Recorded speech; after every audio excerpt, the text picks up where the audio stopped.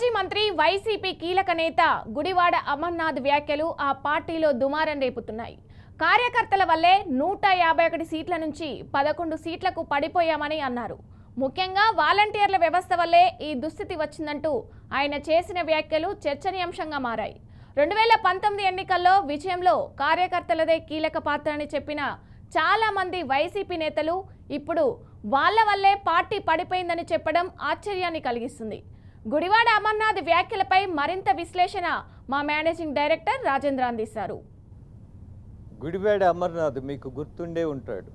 బహుశా గుడివాడ అమర్నాథ్ అంటే ఎవరైనా గుర్తుపట్టరేమో. గుడ్డు అమర్నాథ్ ఎక్కడి నుంచి? విశాఖ నుంచి. ఆయన మంత్రిగా కూడా ఉన్నాడు, ఐటీ మంత్రి అయినప్పుడు.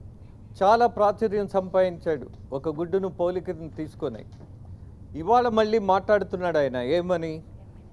వీళ్ళ ఓటమికి కేవలం కార్యకర్తలే కారణమట, వీళ్ళు కాదట. ఎలా తీసుకోవాలి? ఇంత పెద్ద జోకును మనం ఎలా భరించాలి? ఇంత పచ్చి అబద్ధాన్ని మనం ఎలా అర్థం చేసుకోవాలి? కార్యకర్తలే కారణమైతే మరి మీరు చేసినటువంటి ఘనకార్యం ఏంటి? మీరు చేసిన మంచి కార్యకర్తలు ఊడ్చి చెత్తలో పడేశారా? మీరు రాష్ట్రం కోసం, జనం కోసం, కార్యకర్తల కోసం మీరు కష్టపడితే వాళ్ళందరూ మిమ్మల్ని తీసుకొని వెళ్ళి మీ సముద్రంలో కలిపేశారా అమర్నాథ్? మీ తప్పును ఒప్పుకోవాల్సింది పోయి కార్యకర్తలు ఏం చేశారు? కార్యకర్తలు నిలబడ్డారు, మీ కార్యకర్తలు ఘోషించారు, మీ కార్యకర్తలు మీరు ఏది చేసినా సరే భరించారు. ఎందుకని? సింపతి కొద్ది. తండ్రి లేనివాడినని, 16 నెలలు జైల్లో పెట్టారని, ఒంటరి వాడినని, మీకోసం నిలబడతానని పాదయాత్రలో చెప్పినటువంటి అనేక వాగ్దానాలను క్యారీ చేసిన వాళ్ళు ఎవరు? మీ కార్యకర్తలు.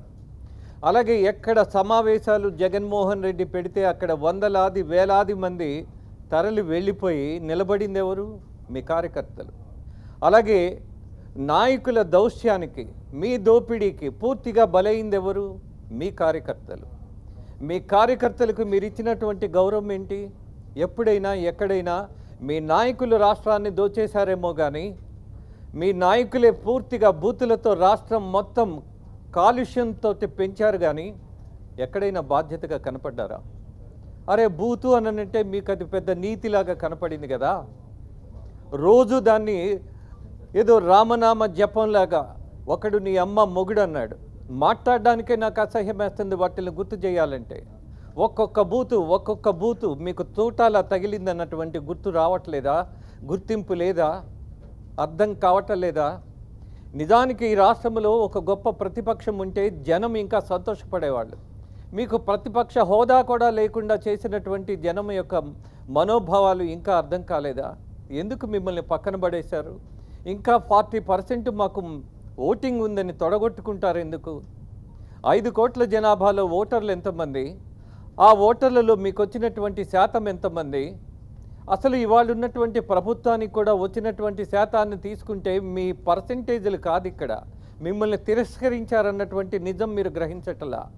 చాలా జోగ్గా, చాలా బాధ్యత లేకుండా, చాలా అసహ్యంగా, అవమానకరమైనటువంటి దశలో కార్యకర్తలను పెట్టాడు గుడ్డు అమర్నాథ్.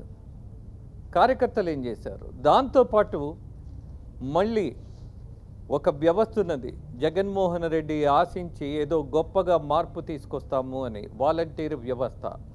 ఆ వాలంటీర్ వ్యవస్థలో చాలామంది, కొంతమంది కంఫర్టబుల్గా ఫీల్ అయ్యారు. కొంతమంది మంచి వాలంటీర్స్ ఉండి సర్వీస్ ఇచ్చినప్పుడు దాన్ని పూర్తిగా తప్పుపట్టాల్సిన అవసరం ఏం లేదు. కానీ మీరు ఎప్పుడైతే వాలంటీర్స్ అందరూ మా కార్యకర్తలని మీరు ఓన్ చేసుకున్నారో, వాళ్ళందరూ మీ కార్యకర్తలానే పని చేయాలని మీరు ఆదేశించారు, కేవలం 5,000కే బానిసల్లాగా మీరు మార్చుకోవాలన్నటువంటి ప్రయత్నం చేశారు. ఇక్కడ కదా మీకు దెబ్బ తగిలింది. వాళ్ళని మీరు ఎక్స్ప్లాయిట్ చేయబట్టి కదా ఏదైనా వాళ్ళ వల్ల నష్టం జరిగింది అని అంటే, వాళ్ళని కార్యకర్తలుగా కాదు, కనీసం గౌరవ వేతనంతో చూసినటువంటి పరిస్థితికి కూడా లేకుండా మీ ఆదేశానుసారం మీరు చెప్పిందే చెయ్యాలి అన్నట్టుగా వాళ్ళని వంచారు,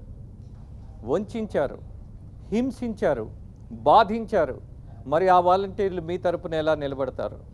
వాళ్ళు చేసినటువంటి సర్వీస్ అద్భుతం. 4 సంవత్సరాలు ఒక యువకుడు తన జీవితంలో కోల్పోతే మిస్టర్ గుడ్ అమర్నాథ్ అది వెనక్కి రాదు. అది వెనక్కి రావాలి అనంటే సాధ్యపడేది కాదు. ఒక యువకుడి జీవితంలో ఒక 4-5 సంవత్సరాలు వెళ్ళిపోయింది అని అంటే అతను ఉద్యోగానికి సంపాదించుకోవడానికి కూడా అర్హతలు కోల్పోతున్నట్టే. ఆ దశలో ఉన్నటువంటి వాళ్ళ భవిష్యత్తును మీరు అంధకారం చేసి మళ్ళీ వాలంటీర్స్ అంటారు, కార్యకర్తలు అంటారు. How far it is reasonable? I think you are educated. కొంచెం లాజిక్ పెట్టండి, కొంచెం మిమ్మల్ని మీరు మార్చుకోండి. ఈ రాష్ట్రానికి ఖచ్చితంగా ఒక ప్రతిపక్షం కావాలనుకునేటటువంటి జర్నలిస్టులు మాలాంటి వాళ్ళు చాలామంది ఉన్నారు. దాన్ని ఆలోచించండి. అలాగే జగన్మోహన్ రెడ్డి కూడా మొన్న ఒక సమావేశంలో మాట్లాడుతున్నారు. చాలా తేలిగ్గా మాట్లాడుతున్నారు. ఏమని? రపా రపా అనేవి సినిమా డైలాగులు, అవి పెడితే తప్పేంటి అని. పెడదామా సినిమా డైలాగులన్నీ? ఏం నాయకులు మీరు అసలు? మీ మేధస్సు ఏమవుతుంది? మీరు సమాజంలో ఉన్నారు కదా, మీ నాన్నగారి గురించి గుర్తు చేసుకోరా? ఇలాంటి రాజకీయం చేశాడా? ఎందుకు ఇలా? దీన్ని రాజకీయం అనరు. సకల శాఖ మంత్రిగా పేరుపడ్డటువంటి సజ్జల రామకృష్ణారెడ్డిని పక్కన పెట్టుకోవడం. ఒక్కసారి ఆలోచించండి, విజయసాయిరెడ్డి ఎందుకు వెళ్ళిపోయాడు? వేమిరెడ్డి ప్రభాకర్ రెడ్డి ఎందుకు వదిలేశాడు? ఇవాళ ఉన్నటువంటి గుప్పెడు మంది 10 మంది ఎమ్మెల్యేలు లేరు మీకు, వాళ్ళు కూడా జంప్ అయిపోతే బాగుండేమో అన్నటువంటి పరిస్థితుల్లో ఎందుకు బతుకుతున్నారు? అర్థం కావట్లేదా? మీరు చేసినటువంటి వ్యాఖ్యలు, వాదనలు మిమ్మల్ని అధపాతాళానికి పవన్ కళ్యాణ్ నెట్టాడో లేదో తెలియదు కానీ, బట్ మీరు మీకే అధపాతాళంలో పడిపోయారు అన్నటువంటి సత్యం గుర్తించకపోతే, మీరు పరిణతి కలిగినటువంటి రాజకీయ నాయకుడిగా మారకపోతే ఈ రాష్ట్రానికి ప్రమాదం ఉంది. మీరు నిజంగా బాధ్యత తీసుకొని సరైనటువంటి ఒక రాజకీయ నాయకుడిగా ప్రజల అజెండాను ముందు పెట్టుకొని పాలకపక్షాన్ని ఒక లాజికల్ మేనర్లో మీరు విమర్శిస్తే జనం హర్షిస్తారు, ఇప్పటికీ మిమ్మల్ని గుర్తిస్తారు. బికాజ్ మీ నాన్నగారి పేరు ఇంకా కొంత జనంలో, కొంతమంది అమాయకుల్లో కూడా మిగిలిపోయే ఉంది. కానీ మీరు చేసినటువంటి గాయం 5 సంవత్సరాలు హింసించారు, వేధించారు, ఇబ్బంది పెట్టారు. మీ నాయకులు మాట్లాడినటువంటి మాటలు, చేసినటువంటి దోపిడీ ప్రతి చోట ప్రతి ఎమ్మెల్యే ఒకళ్ళిద్దరు కాదు, అందరూ మొత్తం మీద ఒక 10 మంది ఏమో, వాళ్ళని పక్కన పెడేద్దాం. బట్ టోటల్గా వాళ్ళు తీసుకున్నటువంటి నిర్ణయం ఎంతైనా దోచుకోవచ్చు, ఎంతైనా పంచుకోవచ్చు అని. బియ్యం దోపిడీ చేసిన వాడు ఒకడు కాకినాడ. అలాగే మైనింగ్ని మొత్తం మీకు సంబంధించిన వాళ్ళే విశాఖ జిల్లాలో మొత్తం మైనింగ్, బాక్సైట్ మైనింగ్ చేసి అడ్డగోలుగా ట్రాన్స్పోర్ట్ చేసుకున్నారు. గుర్తుందిగా, మీకు తెలుసుగా, మీకు వాటా వచ్చుండొచ్చుగా. అలాగే లిక్కర్కు సంబంధించింది కూడా మనం మాట్లాడుకుంటే మీ ప్యాలెస్కి డబ్బు వచ్చింది అని సాక్ష్యాధారాలతో సహా కొంతమంది నిరూపించే ప్రయత్నం చేస్తున్నారుగా. ఎందుకు యువకుడైనటువంటి ఒక నాయకుడు తండ్రి పేరు చెప్పుకొని రాజకీయాల్లోకి వచ్చి జనాన్ని నమ్మించినప్పుడు దానికి నిలబడితే గొప్పగా హర్షిస్తారు కదా. మీకున్నటువంటి ధనం సరిపోదా? ఎందుకు జగన్మోహన్ రెడ్డి గారు ఇంకా ఒక నేర ప్రవృత్తినే నమ్ముకుంటున్నారు? We pity you. At the same time, we are requesting you. Because ఇవాళ ఉన్నటువంటి ఒక పాలకపక్షమే కలకాలం ఎప్పుడు వాళ్ళే ఉంటే కూడా రాష్ట్రానికి మంచిది అవ్వదు. గాంధీ మహాత్ముడు చెప్పాడు చిన్న మాట, change is the law of life అన్నాడు. అలాగే రాష్ట్రానికి సంబంధించి కూడా పోటీ పడేటటువంటి నాయకులు, అభివృద్ధి వైపు అడిగేసేటటువంటి తత్వం ఉన్న వాళ్ళు ఉంటే రాష్ట్రం, దేశం బాగుపడుతుంది.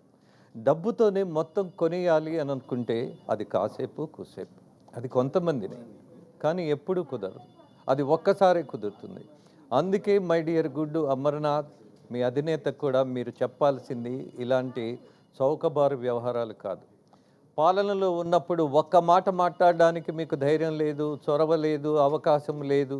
బట్ ఇవాళ మీకు మైక్ దొరికింది, అక్కడేదో కొంచెం జనంతో మాట్లాడి అక్కడేదో పెంచుకుందామన్నటువంటి ప్రయత్నంలో మీ తప్పు మీరు ఒప్పుకోకుండా జనం మీదకి, అలాగే కార్యకర్తల మీదకి, వాలంటీర్స్ మీదకి నెట్టొద్దు, అస్సలు నెట్టొద్దు. చాలా లెక్కలున్నాయి, ఆ లెక్కలకు సమాధానం చెప్పండి, ఆ తర్వాత చూసుకుందాం. ఎందుకు మీరు ఓడిపోయారో తర్వాత మీకు సంబంధించింది మీరు ఆలోచించుకోండి.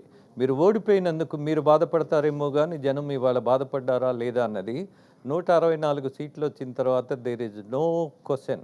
అసలు మీ గురించి ఎందుకు ఓడిపోయారని ఆలోచించే ఒక్క ఓటర్ కూడా లేడు. లెట్ ఇట్ బి, చూద్దాం ఏం జరగబోతోందో. మీలో మార్పు వస్తే మంచిది, మార్పు రాకపోతే కూడా మంచిది. శాశ్వతంగా మీరందరూ రాజకీయాలకు దూరం అవుతారు. అదే మంచి, అదే జరగబోయేది.